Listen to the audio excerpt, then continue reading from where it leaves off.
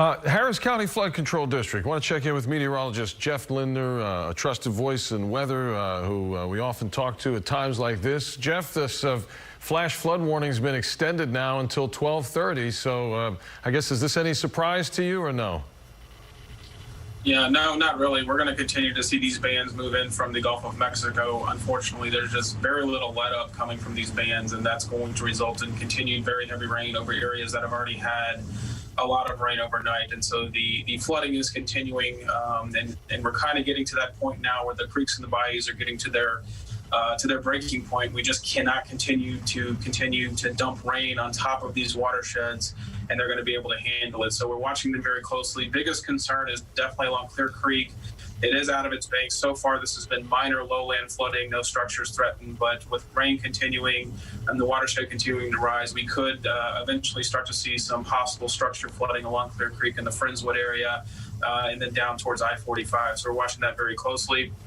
The good news is Brays Bayou has been able to handle the rainfall so far, so we haven't had any reports of structure flooding in that area, but we're monitoring Brays Bayou, Keegan's Bayou, and also Buffalo Bayou, as you showed there in downtown Houston. It is rising, so we're monitoring these areas very closely. And of course, the street and roadway system, our primary drainage system during this, is just completely inundated right now with the rainfall, and we have widespread flooding on our street systems.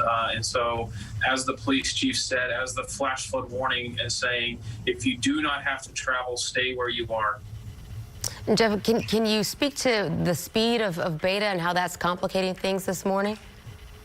Yeah, unfortunately, Beta is really just not moving at all. And so while the Centra is well down to our southwest, we're in this very favored eastern side where we have seen ourselves in other tropical systems, and you get these bands that are coming in, and the bands, the actual storms themselves, are moving to the northwest at about 30 miles an hour, but that band itself is not moving toward the east or the west, so it just sits in the same place for hours and hours and hours. And this is what we talked about yesterday, that we were fearful that if this happened, we would get some of these higher totals, and that's exactly what's happened. And so as far as Beta moving through our area, we're not looking for that center to be probably to the east of us around midday tomorrow.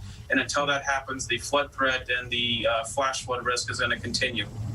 So really, we just have to exercise patience and can continue with our best judgment here, right? Because some people can't stay home. Some people have to move. But if so, they're going to have to do it with caution, it sounds like, for the next 24 hours. Yeah, absolutely. And under no circumstance to drive into high water, and especially those underpasses where the water can get very deep.